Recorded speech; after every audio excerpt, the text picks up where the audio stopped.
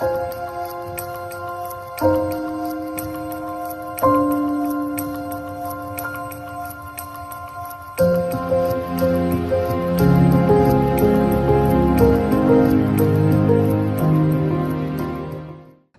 సంవత్సరాలంట వాళ్ళకి అసలుకి ఏమీ తక్కువ కాకుండా వాళ్ళని పోషించాడంట. వారి వస్త్రాలు కూడా పాతగిలిగిపోలేదు, వారి కాళ్ళకు ఏమి రాలేదంటండి. అరణ్యములో పడి నడుస్తూ ఉంటుంటే కనీసం కాలు వాసిందన్న వాళ్ళు లేడండి వాళ్ళకి. పగల మేఘస్తంభమై రాత్రి అగ్నిస్తంభమై వారిని కాపాడుతున్నప్పుడు నిజంగా వాళ్ళకి ఎక్కడ ఏ పాము కానీ ఏ తేళ్ళు కానీ ఎవరికే ఏమి చేయకోకుండా అక్కడున్న ఎండ మామూలుగా ఉండదండి. ఎడారిలో అరణ్యములో ఆ అరణ్య ప్రాంతాలు ఇప్పుడు కూడా మీరు చూసుకోవచ్చు. ఓ పచ్చగా ఏమి చెట్లు ఉండవు, ఏ చెట్లు వీట్లు ఉండవు, అంతా అక్కడ ఎడారి గుట్టలాగా ఉంటావన్నీ. అలాంటి ప్రదేశంలో దేవుడు వాళ్ళని ఎలా ఏమి నడిపించాడంటండి, వాళ్ళకి అసలు బట్టలు అనేది కూడా పాత బాగోలేదంటండి. చెప్పులు కూడా బాగోకుండా, కాళ్ళు అనేది వాపులు రాకోకుండా దేవుడు 40 సంవత్సరాలు వాళ్ళని ఎలా పోషించాడు తెలుసా? అవునండి, సంవత్సరాలు వాళ్ళు రక్షించినందుకు, వాళ్ళని కాపాడినందుకు, వాళ్ళని పోషించినందుకు కృతజ్ఞత కలిగి ఉన్నారంటున్నారా? నిజమేనండి. వాళ్ళే కాదు, దేవుడు ఎన్ని అద్భుతాలు ఎన్ని ఆశ్చర్యకాలు వాళ్ళ జీవితంలో జరిగించిన కీర్తనకాడు ఒక మాట రాశాడు. 78వ కీర్తన 22-24 చదివాను ఒకసారి. వారు దేవుని యందు విశ్వాసం ఉంచకపోయిరి, వారు దేవుని యందు విశ్వాసం ఉంచకపోయిరి, ఆయన దయచేసిన రక్షణ యందు నమ్మిక ఉంచలేదు. అయినను అయినను ఆయన పైనున్న ఆకాశములకు ఆజ్ఞాపించెను, అంతరిక్ష ద్వారములను తెరిచెను. ఆహారమునకై ఆయన వారి మీద మన్నాను కురిపించెను, ఆహార ధాన్యము వారికి అనుగ్రహించును. దేవదూతల ఆహారము నరులు భుజించిరి, భోజన పదార్థములు ఆయన వారికి సమృద్ధిగా వారికి పంపించాను. దేవుడు వాళ్ళకి ఎలాంటి ఆహారం అంటే నిజంగా వాళ్ళకి విస్తారమైన ఆహారము, విస్తారమైన మాంసాన్ని కూడా దేవుడు వాళ్ళకి పంపించాడు. ఎన్నోసార్లు కూడా దేవుడు వాళ్ళు సణిగిన, ఎన్నిసార్లు వాళ్ళు దేవునికి వ్యతిరేకంగా చేసిన ఆయన కృప నిజంగా అది ఆకాశానికి భూమికి ఎంత వ్యత్యాసంగా ఉందో ఆయన యందు భయభక్తుల వారి వల్ల. మరి వాళ్ళు దేవుని యందు భయభక్తులు కలిగి ఉన్నారంటున్నారా? ఎన్నిసార్లు దేవుని విసిగించారో, ఎన్నిసార్లు దేవుని శోధించారో. ఏమండి మేమైతే అట్లా చేయమండి, వాళ్ళు కాబట్టి చేశారు అనుకుంటున్నారా? ఈ రోజున దేవుడు మనతోనే మాట్లాడుతున్నాడు ఆ మాటలు. అందుకని ఎన్నోసార్లు దేవుడు మనల్ని కాపాడుతున్నాడే. ఈ రోజున తెల్లారికి లెగలేని వాళ్ళు ఎంతమంది ఉన్నారో తెలుసా? సరిగ్గా కంటి మీద నిద్ర పట్టుకోకుండా అటు ఇటు తిరుగుతున్న వాళ్ళు ఎంతమంది ఉన్నారో తెలుసా? దేవుడు నీకు చక్కగా ఆరోగ్యం ఇచ్చి ఉదయాన్నే లేచి చక్కగా నీ పనులు నువ్వు చేసుకుంటాకు దేవుడిచ్చిన ఆరోగ్యాన్ని బట్టి ఉదయకాలం లేచి ఒక్క 10 నిమిషాలు దేవుని స్తుతించగలుగుతున్నారా? చూడండి, ఈ రోజున నిజంగా మనం ఆయన ఎంత స్తుతించాలో తెలుసా? ఎంత ఘనపరచాలో తెలుసా? దేవుడు చేసిన మేళ్లను మనము నిజంగా ఏమిచ్చి రుణం తీర్చుకుంటాం చెప్పండి? ఆయన మన ఎడల ఆయన ఎంత దీర్ఘశాంతం వహిస్తున్నాడంటే, ఒక తండ్రిగా కూడా మనం కొన్నిసార్లు మన బిడ్డల విషయంలో మనం కొన్నిసార్లు సహనాన్ని కోల్పోతాం. పిల్లలు ఇసుకిస్తే కొన్నిసార్లు ఎలా ఉంటుంది తెలుసా? బెత్తం పట్టుకుని వాళ్ళు మాట వినకపోతే కోడతాం. నిజమే. ఎందుకంటే కొన్నిసార్లు మనకి మన బిడ్డలు చేసిన దాన్ని బట్టి కొన్నిసార్లు కడుపు మండిపోయి మన బిడ్డలను కొడతాం. అయినా దేవుడు ఎలాంటి వాడో తెలుసా? ఆయన ఎంత దీర్ఘశాంతం వహిస్తున్నాడో మన ఎడలండి. ఇప్పటికీ ఇజ్రాయెల్ దేశము, పాలస్తీనా ప్రజలు అంటే గాజా ప్రజలు, సిరియా ప్రజలు కానీ, ఇలాంటి ఇరాన్ కానీ, ఇవన్నీ కూడా ఈ మధ్య ఎక్కువగా యుద్ధాలు చేసుకుంటున్నాయి. అంటే ఒకళ్ళ మీద ఒకళ్ళు ఏముంటుంది? ద్వేషం అనేది పెట్టుకుంటున్నారు. ఒక దేశం మీద ఒక దేశము ద్వేషాలు, ఒక ప్రాంతం ప్రజల మీద ఇంకొక ప్రాంత ప్రజలు ద్వేషం పెట్టుకుంటున్నారు. అంటే చూడండి, మనుషుల్లో ఎలాంటిదంటే ఒకళ్ళ మీద ఒకళ్ళకి ఏముంటుంది? ద్వేషం. నన్ను అలా అన్నాడా, నా తల్లిని పట్టుకుని అట్లా అన్నాడా, ఒకవేళ మా తండ్రిని పట్టుకుని అట్లా అంటాడా అంటే మనుషుల్లో ఏముంటుంది చెప్పండి? అవునండి, కొన్నిసార్లు మనుషుల్లో ఇలాంటి స్వభావాలు కనపడతాయేమో, కానీ దేవుని వాక్యం చేయాల్సింది తెలుసా? నిజంగా మన పాపములంట ఎర్రనివైనను ఆయన హిమము వల్ల ఏం చేస్తాడు? ఆయనట తెల్లగా కడుగుతాడు అంటాడు.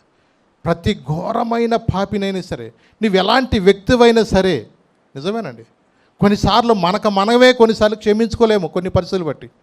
కానీ దేవుడు నిన్ను ఇంకా అదే ప్రేమతో ప్రేమిస్తున్నాడు. ఇశ్రాయేలు ప్రజలను దేవుడు ఎంతగా వాళ్ళని ప్రేమించినట్లుగానే ఈ రోజును కూడా దేవుడు ఏం చేస్తున్నాడు తెలుసా? నిన్ను ఇంకా అదే ప్రేమతో ప్రేమిస్తున్నాడు. ఒక 5 నిమిషాలు కనుక వీళ్ళు నాకు ప్రార్థన చేయట్లేదని ఇప్పుడు ఆక్సిజన్ ఆపాడా? చెప్పండి. వీళ్ళు మా ప్రార్థనకు రానోళ్ళని ఏమన్నా పార్టీ కట్టాడు దేవుడు ఎప్పుడన్నా? నువ్వు ప్రేమించినా ప్రేమించకపోయినా, ప్రార్థనకు వచ్చినా రాకపోయినా, నువ్వు ఆయన ఆరాధించకపోయినా, ప్రార్థనకు టయానికి వచ్చినా రాకపోయినా, ఆయన నిన్ను శాశ్వతమైన ప్రేమతో నిన్ను ఆయన ప్రేమిస్తున్నాడండి. ఆయనకి ఏ భేదం లేదండి ఆయనకి. నిజమేనండి. ఆయన ఎలాంటి ప్రేమ అంటే మనం ఊహించలేమండి. ఆదికాండం చూడండి ఒక మాట, 21వ అధ్యాయంలో 9 నుంచి 13 దాకా చదువున్నాను ఒకసారి. అప్పుడు అబ్రహామునకు ఐగుప్తీరాయలైన హాగరు కనిన కుమారుడు పరిహసించుట సారా చూచి, ఈ దాసిని దీని కుమారుని వెళ్ళగొట్టుము, ఈ దాసి కుమారుడు నా కుమారుడైన ఇస్సాకుతో వారసుడై ఉండడని అబ్రహాముతో అనెను. అతని కుమారుని బట్టి ఆ మాట అబ్రహామునకు మిక్కిలి దుఃఖము కలుగజేసెను. అయితే దేవుడు, ఈ చిన్నవాని బట్టియు నీ దాసిని బట్టియు నీవు దుఃఖపడవద్దు, సారా నీతో చెప్పు ప్రతి విషయములో ఆమె మాట వినుము, ఇస్సాకు వలన అయినదియే నీ సంతానం అనబడును, అయినను ఈ దాసి కుమారుడను నీ సంతానమే గనుక అతని కూడా ఒక జనముగా చేసేదనని అబ్రహాముతో చెప్పాను. చూడండి, ఇక్కడ మనం గమనించినట్లయితే శారమ్మ గారు చేసింది ఈ పని. హాగర్ని, అయ్యా మరి నువ్వు ఇలాగ చేస్తే మనకి పిల్లలు పుడతారు కదా అన్నట్లుగా హాగర్ని శారమ్మ గారే ప్రోత్సహించారు. దానివల్ల జరిగింది ఏంటంటే హాగర్కి శారాయి నీచురల్గా కనపడుతుంది. అంటే దేవుడు చూడు నన్ను ఎంత తొందరగా జ్ఞాపకం చేసుకున్నాడో, నువ్వు ఉండవు ఎందుకులే అన్నట్టుగా నీచమైన దానిలాగా కనపడుతుంది. ఒకసారి మొత్తాన్ని పంపించినా మళ్ళా తన పరిస్థితిని బట్టి దేవుడు మళ్ళీ లోబడి ఉండు, నువ్వు అణిగి ఉండని చెప్పి మళ్ళీ తీసుకొచ్చాడు. తర్వాత తను కూడా మళ్ళా మరి దేవుడు శారమ్మ గారు కూడా గర్భం తెరిచిన తర్వాత అక్కడ పాలు విడిచిన తర్వాత విందు జరుగుతుంది. ఆ తర్వాత దేవుడు ఏమన్నాడు, అబ్రహాముకు ఐగుప్తులైన హాగరు కన్ని కుమారుడు పరిహసించుట చూచి, ఈ దాసిని దీని కుమారుని ఏం చేయమన్నాడు, వెళ్ళగొట్టుము, ఈ దాసి కుమారుడు నా కుమారుని ఇస్సాకుతో వారసుడైన అబ్రహాముతో అన్నాను. అంటే ఈ పిల్లోడు అంటే చూడండి, పాలు ఇడిచిన పిల్లోడు ఎంత ఉంటాడు చెప్పండి? జస్ట్ ఒకవేళ 3 సంవత్సరాలు 4 సంవత్సరాలు అయ్యి ఉండొచ్చేమో కదా. అంత చిన్న పిల్లోడిని ఎగతాళిగా మాట్లాడుతున్నాడు. అప్పటికి 11, 12 సంవత్సరాలు వచ్చినాయి కదా. అంటే అలాంటి వయసులో అంత చిన్న పిల్లోడిని ముద్దుగా చూసుకుంటారు, కానీ ఎగతాళిగా పరిహసించడం చూసి తల్లికి తను తట్టుకోలేకపోయింది. పిల్లోడికి ఏం అర్థం కాదు, కానీ తల్లికి తనకు చాలా బాధ వేసింది. అనవసరమయ్యా, వీళ్ళు ఇక్కడ ఉండటం కూడా అనవసరం, వీళ్ళకి అసలు బుర్ర పని చేయట్లే, ఎప్పుడు చూసినా కొంచెం ఎగతాళిగా మాట్లాడేటట్టుగా ఉన్నారు, ఆమెకి నేను నీచమైందని కనపడ్డాను, ఈడు చూస్తే బుడ్డోను పట్టుకుని కూడా ఎగతాళిగా మాట్లాడుతున్నాడు, వీళ్ళకి కొంచెం విలువలు లేనట్టుగా ఉన్నాయి, వీళ్ళని పంపించే అన్నట్టుగా చెప్తా ఉంటుంటే అక్కడ సరే అని దేవుడు కూడా మాట్లాడుతున్నాడు. అక్కడ ఈ దాసిని దాని కుమారుని వెళ్ళగొట్టు, ఈ దాసి కుమారుడు నా కుమారుడు ఇస్సాకుతో వారసుడైన అబ్రహాంతో అంటే అతని కుమారుని బట్టి ఆ మాట అబ్రహాముకు మిక్కిలి దుఃఖము. అయితే దేవుడు, ఈ చిన్నవాని బట్టి ఈ దాసిని బట్టి నువ్వు దుఃఖపడవద్దు, శారా నీతో చెప్పు ప్రతి విషయంలో కూడా ఆ మాట విను, ఇస్సాకు వలనదే నీ సంతానము అయినను ఈ దాసి కుమారుడును నీ సంతానమే గనుక అతనిని కూడా ఏం చేస్తాను, ఒక జనముగా చేస్తాను నేను అబ్రహాంతో దేవుడు చెప్పాడు. అంటే నీకు సంతానమే కాబట్టి నేనేం విడిచిపెట్టను. సామాన్యంగా పిల్లలు లేని టైంలో మరి హాగర్కి బిడ్డ పుట్టినప్పుడు ఇక వాడే అన్నట్టుగా మరి ఎంతో అపూర్వకంగా చూసుకున్న పిల్లోడిని ఇప్పుడు దేవుడు ఏమంటున్నాడు, శారమ్మ మాటేనయ్యా, నేను దీవిస్తాను, ఆ పిల్లోడిని మాత్రం నేనేం విడిచిపెట్టను, నీకు పుట్టినోడే కాబట్టి నేను వాడిని కూడా ఏం చేస్తాను, ఆశీర్వదిస్తానని దేవుడు చెప్తాడు. సరే, మొత్తానికి ఏదైనా దేవుడు చెప్పిన మాటకి అబ్రహాం ఎప్పుడు కూడా విధేయత చూపిస్తాడు. అంటే ఎంత అంటే ఇక నీ తలకాయ తీసేయమన్నా ఇచ్చేస్తాడు, పిల్లోడు తలకాయ మీద ఇచ్చేస్తాడు, అంత లోబడే విధేయత అబ్రహాం. ఎందుకంటే అబ్రహాము విశ్వాసులకే తండ్రి, అంత లోబడే విధేయత కలిగిన వ్యక్తి కాబట్టి సరే ప్రభువా నువ్వు చెప్పిన మాటకు నేనేమి కాదనలేని చెప్పేసి ఆ యొక్క దాసిని తన కుమారుని కూడా ఏం చేస్తాడు, పంపిస్తాడు. వెళ్ళేటప్పుడు 14 వచనం, కాబట్టి తెల్లవారినప్పుడు అబ్రహాము లేచి ఆహారమును నీళ్ల తిత్తిని తీసుకొని ఆ పిల్లవానితో కూడా హాగర్నకు అప్పగించి ఆమె భుజం మీద పెట్టి ఆమెను పంపేశాడు. ఆమె వెళ్ళి బేర్షెబా అరణ్యంలో ఇటు అటు తిరుగుచుండెను అనుంది. అంటే చూడండి, వాళ్ళకి ఏమి ఇచ్చాడండి? కొంచెం ఆహారము, నీళ్ళ తిత్తంటే చెప్పండి, సామాన్యంగా ఏదో తాబేటికాయ అంత వాటర్ అంతే కదా. చూడండి, అంత కొంచెం వాటరు వాళ్ళు అరణ్య ప్రదేశంలో వెళ్ళడానికి వాళ్ళకి ఏమైనా సరిపోతాయా? చూడండి, ఈ లోకంలో తండ్రిగా ఉన్నవాడు తన బిడ్డలకి ఏమి ఇవ్వలేకపోయినా పరమ తండ్రి ఆ బిడ్డను చూస్తున్నాడండి. ఎందుకంటే దేవుడు ఒకసారి మాట ఇస్తే ఆ మాట ఇప్పుడు కూడా నెరవేరుస్తాడు కదా. అట్లాగే తండ్రిగా తనకు బాధ ఎంత ఉండొచ్చు, మనసులో ఎంత ఉండొచ్చు, కానీ దేవుని మాటకి ఏం చేస్తున్నాడు? అతను విధేయత చూపిస్తున్నాడు. ఆ విధేయతను బట్టి ఆ పిల్లవాడికి కొంచెం నీళ్ళు ఇచ్చాడు, కొంచెం ఆహారం ఇచ్చి పంపించాడు. తర్వాత ఆ తిత్తులోని నీళ్లు అయిపోయిన తర్వాత ఆమె ఒక పొద క్రింద ఆ చిన్నవాణ్ణి పడవేసి ఈ పిల్లవాడి చావు చూడలేనని అనుకుని వింటివీత దూరము వెళ్ళి అతనికి ఎదురుగా కూర్చుండెను. ఆమె ఎదురుగా కూర్చుండి ఎలుగెత్తి ఏడ్చెను. దేవుడు ఆ చిన్నవాని మొరను వినెను. అప్పుడు దేవుని దూత ఆకాశం నుండి హాగరుని పిలిచి, హాగరు, నీకేమి వచ్చినది? భయపడకము, ఆ చిన్నవాడున్న చోట దేవుడు వాని స్వరము విని ఉన్నాడు. చూసారా, ఆకాశము నుండి దేవుడు విన్నాడండి. ఆ చిన్న బిడ్డ స్వరం విన్నాడు. నీళ్లు లేక దాహంతో కొట్టుకులాడుతుంటే తల్లి చూడలేక దూరం నుండి ఆ పిల్లోడు గిలగిలా కొట్టుకులాడుతుంటే ఆడి చావుని కళ్ళతో చూడలేనని తల్లి దూరం నుంచి పాపం అలాగ బాధపడుతూ ఉంది. కానీ దేవుడు ఏమంటాడు చూడండి, ఆ చిన్నవాని మొరను వినెను. ఆ చిన్నవాని మొర విన్నాడండి దేవుడు. ఎందుకంటే ఈ రోజున మనం అనుకోవచ్చు, కానీ నువ్వు చేసే చిన్న ప్రార్థనైనా, చిన్న వేదనతో కలిసిన కన్నీటిని కూడా దేవుడు ఎప్పుడు కూడా విడిచిపెట్టే దేవుడు కాదండి. అవునండి, ఎందుకంటే దేవుడు ఎంత ప్రేమ అంటే ఆయన చిన్న బిడ్డల ప్రార్థన వింటాడు, పెద్దవాళ్ళ ప్రార్థన వింటాడు. ఆయన సన్నిధికి వచ్చేవాడిని ఆయన ఎంత మాత్రమో తులసివేయాలి. నిజమేనండి.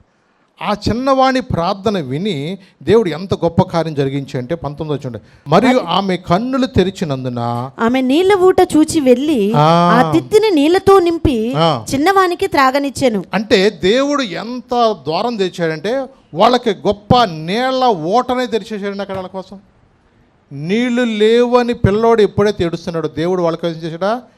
ఆ భూమిలో నుంచి నీళ్ల ఓట వచ్చేటట్టుగా దేవుడు చేశాడు. దేవుడు ఎంత గొప్ప కార్యం. ఊహించలేదయ్యా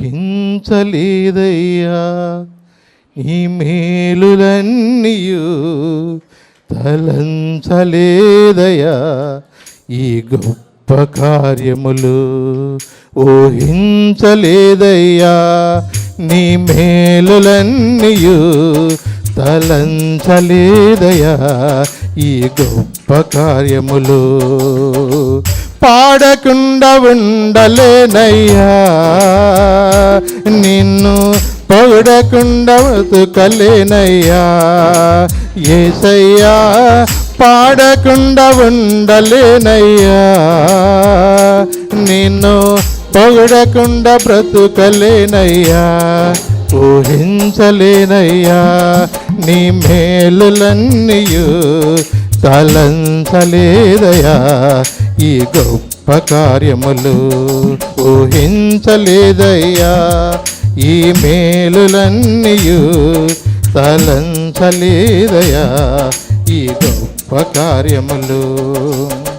తీసివేయబడినాను, త్రోసివేయబడినాను, అకస్మాత్తుగా గుంటలు నెట్టివేయబడినాను. తీసివేయబడినాను, త్రోసివేయబడినాను, అకస్మాత్తుగా గుంటలు నెట్టివేయబడినాను.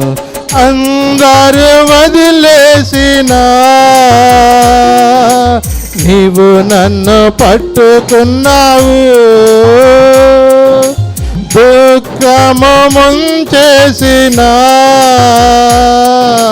నీవు పైకి లేపావయ్యా. అందరూ వదిలేసినా నీవు నన్ను పట్టుకున్నావు. దుఃఖము ముంచేసినా నిన్ను పైకి లేపావయ్యా. పాడకుండా ఉండలేనయ్యా నిన్ను పొగడకుండా బ్రతుకలేనయ్యా, యేసయ్యా పాడకుండా ఉండలేనయ్యా, నిన్ను పొగడకుండా బ్రతుకలేనయ్యా, ఊహించలేనయ్యా నీ మేలులన్నీయు, తలంచలేదయ్యా ఈ గొప్ప కార్యములు, ఊహించలేదయ్యా నీ మేలులన్నీయు, తలంచలేదయ్యా ఈ గొప్ప కార్యములు. ఈ లోకములో ఎవరు త్రోసివేసినా దేవుడు త్రోసివేసే దేవుడు కాదు. నిజమేనండి. ఈ రోజుకి అబ్రహాముకి ఇచ్చిన వాగ్దానాన్ని బట్టి దేవుడు నిజంగా హాగరు సంతానం నుండి వచ్చిన బిడ్డలను దేవుడు ఎంత వాగ్దానం ఇచ్చాడో తెలుసా? ఆదికాండము 17వ అధ్యాయము 20వ వచనం. ఇష్మాయేలును గూర్చి నీవు చేసిన మనవి నేను వింటిని, ఇదిగో నేను అతన్ని ఆశీర్వదించి అతనికి సంతానాభివృద్ధి కలిగి చేసి అత్యధికముగా అతన్ని విస్తరింపచేసేదను. అతడు 12 మంది రాజులను కలను అతని గొప్ప జనముగా చేసేదను. అతని గొప్ప జనముగా నేను చేస్తాను. అవునండి, మాట ఇచ్చిన దేవుడు, మాటను నెరవేర్చే దేవుడు. సామాన్యంగా మనుషుల్లో ఎంతైనా స్వార్థం ఉంటుంది. మనుషుల్లో నా పిల్లలే ఉన్నతంగా ఉండాలా, మా తమ్ముడు పిల్లలైనా ఇంకా మా బంధువుల పిల్లలైనా మాకన్నా తక్కువగానే ఉండాలి, కానీ అందరికన్నా మేము మా కుటుంబమే అధికారంలో ఉండాలన్న మనసు అది ప్రతి ఒక్కరిలో ఉంటుంది. అది కరెక్టే. చూడండి, దేవుని యొక్క మనసు ఏంటంటే, దేవుడు ఒక్కసారి మాట ఇచ్చాడంటే ఎన్నిసార్లు దేవునికి వ్యతిరేకంగా చేసినా ఆయన కృప అంట ఆకాశానికి భూమికి ఎంత వ్యత్యాసం ఉంటుందో కొలగలుగుతారు ఎప్పుడన్నా? ఆకాశానికి భూమి వ్యత్యాసం కొలగలుగుతారా? కానీ ఆయన కృప అంట అంత వ్యత్యాసం అంట. ఈ రోజున ఈ కృపాకాలంలో మనం డొలికి వెళ్ళిపోతున్నాం. ఏం చేస్తున్నాం? కృపాకాలంలో వెళ్ళిపోతున్నాం. ప్రార్థించకపోయినా, ఆయన ఆరాధించకపోయినా, ఆయన సన్నిధిలో నువ్వు భయభక్తులు కలిగి ఉన్నా లేకపోయినా, కొన్నిసార్లు ఆయనకి ఇష్టం లేని పనులు నువ్వు చేస్తున్నా మనకు అర్థమైపోతూ ఉంటుంది. దేవునికి ఇష్టం లేని పనులు నేను చేస్తున్నాను. మనస్సాక్షి ఒక పక్కన గద్దించినా వాత వేయబడిన మనస్సాక్షి అయిపోతుంది కొన్నిసార్లు. అలా లేదా, ఇలా లేదులా, ఏం వద్దులే అనుకుంటూ ఉంటాము. ఒక్కసారి గనక ఏదైనా నష్టం జరిగితే ఆ నష్టం తీర్చుకుంటాం చాలా కష్టం అవుతుంది. అవునండి, ఈ రోజున కొన్నిసార్లు హాస్పిటల్కి వెళ్ళిన వాళ్ళ పరిస్థితి చూస్తూ ఉంటుంటే ఏమి తాకట్టు పెట్టాలో కూడా అర్థం కావట్లా. మొట్టమొదట తాడు వెళ్ళిపోద్ది కదా, అవసరమైతే తర్వాత మనం ఉన్న ఇల్లు కాగితాలు పెట్టుకుంటాం. ఇక పొలం ఉంటే అదృష్టం, పొలం లేకపోతే ఏం చేయలేము. ఇంకా నెక్స్ట్ నోటు రాయించుకోవాలా. ఏం చేస్తారు? నోటు ₹2 అంటే ₹2, లేదు మన అవసరాన్ని బట్టి ₹5 అంటే ₹5. అంటే చూడండి, ఈ రోజున ఉన్న పరిస్థితిని బట్టి ఒక వ్యక్తి ఒక్కసారి హాస్పిటల్కి వెళ్తే వాళ్ళ ఆస్తులన్నీ కూడా సంపాదించినన్నీ కూడా ఈ రోజున మొత్తం వెళ్ళిపోతున్నాయి. అవునండి, నా దాకా రాలేదు కదని ఎవరు అనుకోవద్దు. ఆయన కృపలో మనం ఉన్నాము. హల్లెలూయా. ఆయన కృపలో మనం ఉన్నాము. ఇప్పుడు దేవుడిచ్చిన అవకాశాన్ని బట్టి నిజమేనండి, ఎన్నో కుటుంబాలు ఈ రోజున ఒక్కసారి ఎప్పుడన్నా హాస్పిటల్కి వెళ్ళి చూస్తే మనకు వాళ్ళ పరిస్థితులు అర్థమవుతూ ఉంటాయి. వాళ్ళు ఎంత వేదనతో ఉంటున్నారో, దేవుడు నిజంగా మనల్ని ఎంతగా మనల్ని కాపాడుతున్నాడో, ఆయన కృపలో మనం ఎంతగా దేవుడు మనల్ని పోషిస్తున్నాడో కొన్నిసార్లు మనకు అర్థం కావట్లేదు. ఇవాళ ఆదివారంగా మమ్మీ చికెన్ తెచ్చుకుందామా అంటారు పిల్లలు. నిజమే, వాడికి వేసవకాలం పనులు ఉండరురా, చేతిలో డబ్బులు లేవురా అని అంటే పిల్లకి అని అర్థమవుతుందా? లేదు, ఇవాళ సండే మమ్మీ, సండే అయితే మొక్క పడాల్సిందే కామన్. అలాగూ కొన్నిసార్లు మన పిల్లలకి ఏమవుతుందంటే వాళ్ళకి తెలియదు అమ్మా నాన్న ఎంత కష్టపడుతున్నారో, వాళ్ళ చేతిలో డబ్బులు ఉన్నాయో లేదో కూడా పిల్లలకి ఈ రోజున తెలీదు. అయినా బిడ్డల సంతోషం కోసం వాళ్ళ మనం ప్రేమించి వాళ్ళకి ఏదో ఒక మంచి ఆహారమే తల్లిదండ్రులుగా సిద్ధపరుస్తున్నాం.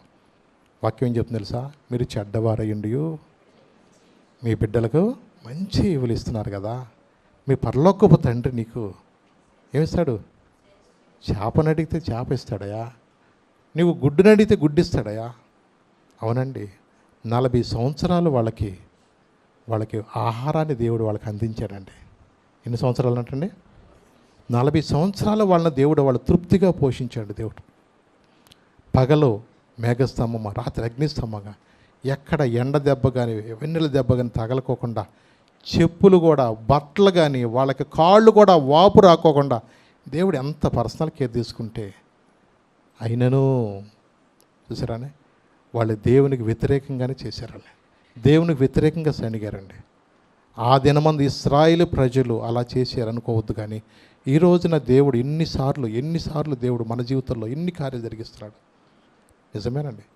దేవుడు ఎంతటి ఆశీర్వాదం మనకు అనుగ్రహించాడు తెలుసా? మళ్ళీ రండి 103వ కీర్తనలోకి వెళదాం. ఒకసారి 13వ వచనం కూడా చదువుకుందాం.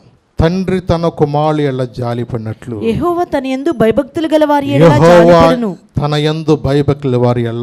జాలిపడును. ఏం చేస్తాడంటే ఆయన జాలి పడతాడంట.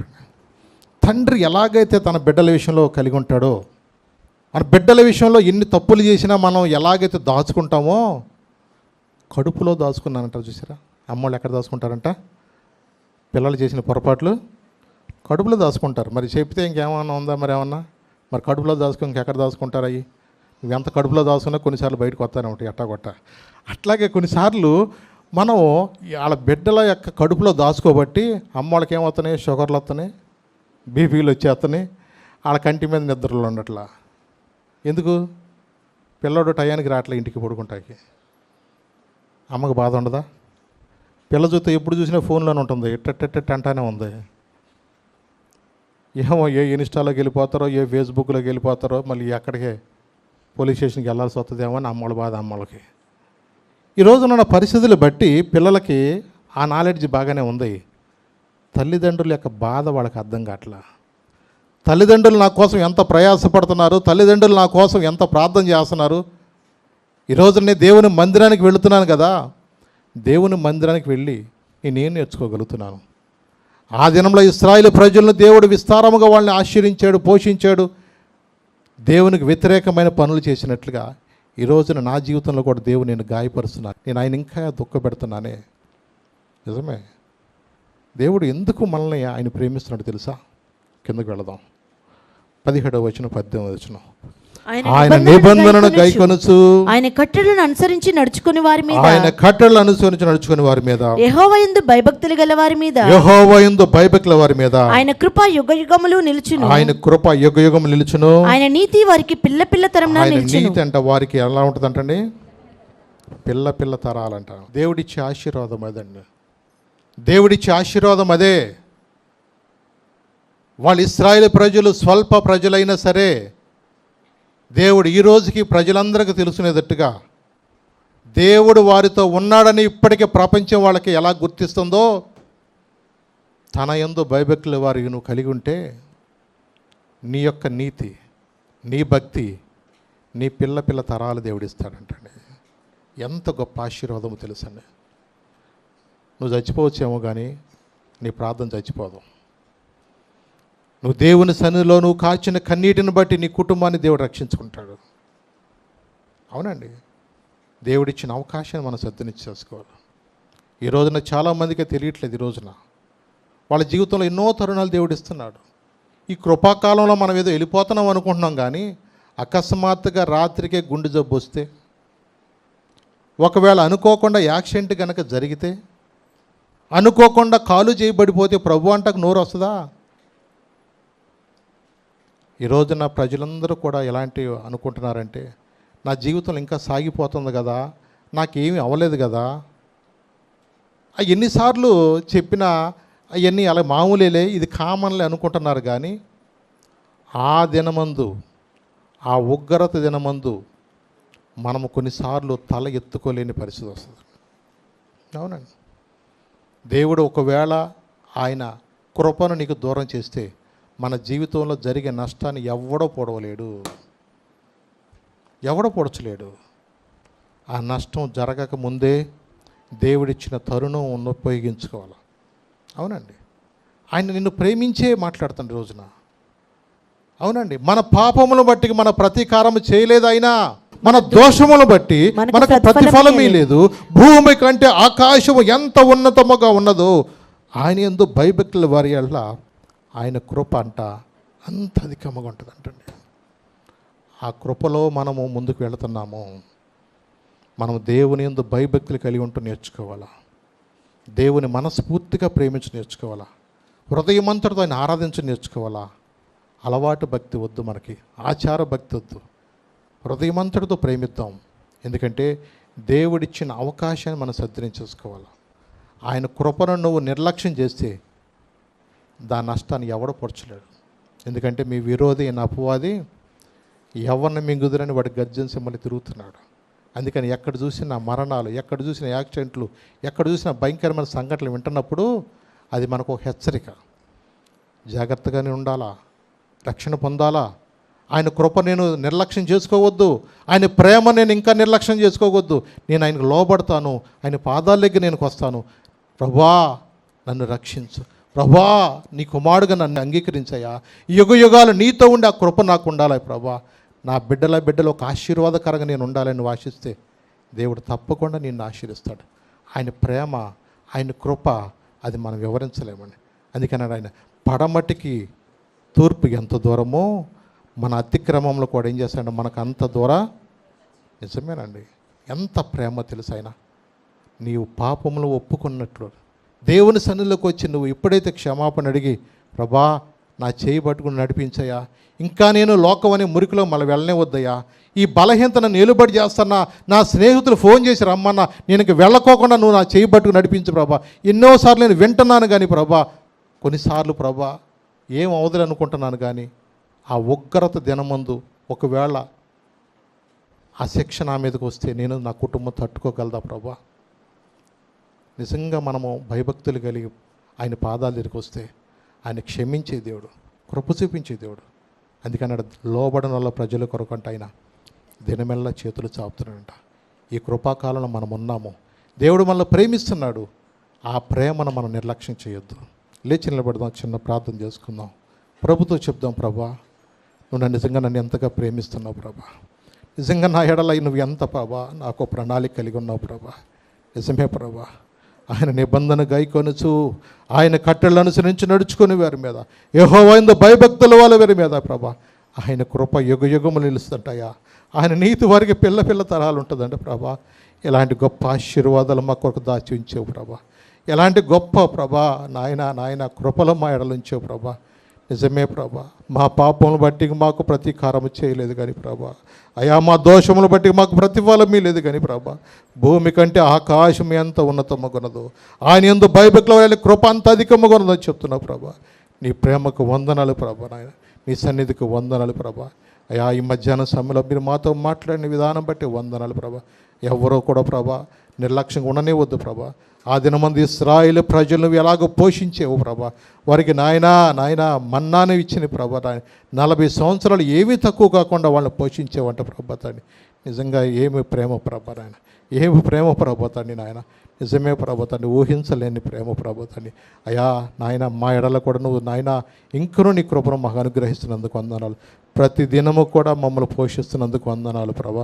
ప్రతి దినము కూడా మమ్మల్ని కాపాడుచున్నందుకు వందనాలు తండ్రి. ప్రభా ఎక్కడ ఏ వ్యాధి రాకోకుండా ప్రభా, ఎక్కడ ప్రభా నష్టం జరగకోకుండా నీ కృపలో మమ్మల్ని ఇస్తున్న కాపుదలు బట్టి వందనాలు తండ్రి ప్రభా.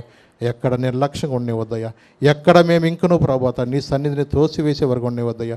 ఆ దినమంది ఇశ్రాయేలు ప్రజలు ఎలాగైతే ప్రభా అయా దూడను చేసుకుని వాళ్ళు, ఓ ఇశ్రాయేలు ఐగుప్తు నుంచి నప్పించింది నీవే అని ప్రభా, నీకు వ్యతిరేకంగా వాళ్ళు ఉన్నట్టుగా ఇంకా ఎక్కడ ఉండనివద్దు ప్రభా. హృదయవంతుడితో నిన్ను ఆరాధించేవారుగా, హృదయవంతుడు నిన్ను స్తుతించి ఘనపరిచేవారికి సహాయం చేయండి.